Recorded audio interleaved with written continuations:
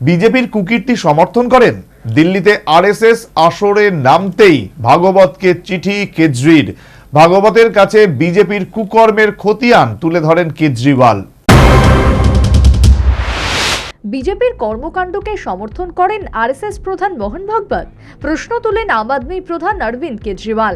রাজধানীর রাজনীতিতে বিজেপির কুকর্মের খতিয়ান তুলে ধরে ভাগবতকে চিঠিও লিখলেন আপ প্রধান অরবিন্দ কেজরিওয়াল। দিল্লির বিধানসভা নির্বাচনের প্রাক্কালে কেজরির এই চিঠি রাজধানীর রাজনীতিতে শোরগোল ফেলে দিয়েছে। অবশ্য বিজেপির বিরুদ্ধে এরকম নালিশ জানিয়ে কেজরির তরফে ভাগবতকে চিঠি এই প্রথমবার নয়। মাস তিনেক আগে মোদির অবসর সহ 5 ইস্যু তুলে আরএসএস প্রধানকে চিঠি লেখেন কেজরিওয়াল।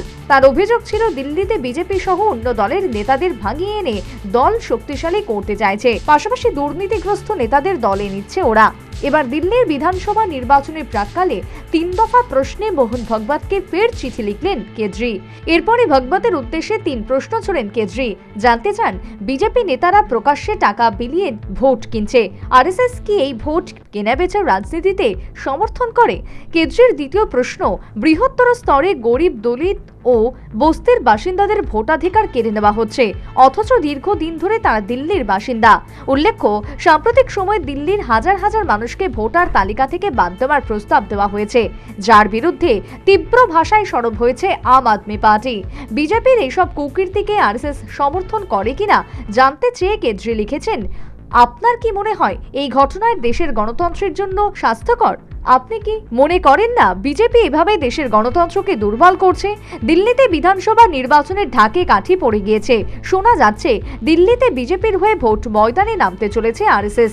এহেন পরিস্থিতির মাঝে আরএসএস প্রধানকে উদ্দেশ্য করে চিঠিতে কেজরিওয়াল লিখেছেন, মোহন ভাগবতজি আমার প্রণাম নেবেন, আশা করি শারীরিকভাবে আপনি সুস্থ রয়েছেন। সংবাদ মাধ্যম সূত্রে জানলাম আরএসএস নাকি বিজেপির হয়ে দিল্লিতে ভোট চাইবে। এত তথ্য কি সত্য? তাই যদি হয় তাহলে দিল্লিবাসী জানতে চান, বিজেপি এর আগে যেসব কুকীর্তি করেছে আরএসএস কি তা সমর্থন করে? বিপিন সরকারের রিপোর্ট, নিউজ ভ্যানগার্ড।